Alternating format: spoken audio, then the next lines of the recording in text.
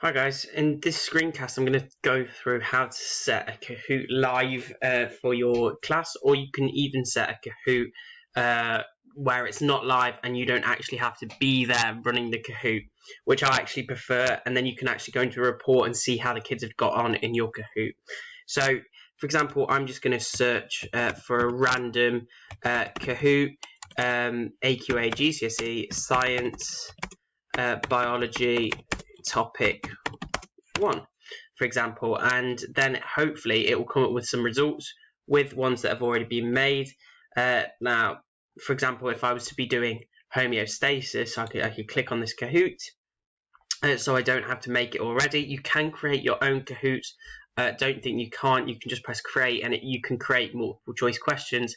However, sometimes I just find it's easier to use pre-made ones. There's no point reinventing the wheel with any of this stuff. So to launch your game, you press play. And what you can do is you can have self-paced learning, which I prefer actually. So I'll click assign. I'll give the date that I want them to do it on. I'll pick Saturday, for example. Question timer. I actually usually put that off so that they've got enough time to answer it and they can answer the questions in their own time. And I will usually randomize the answer order so that they don't all have the same questions at the same time, so they can't just be doing it together.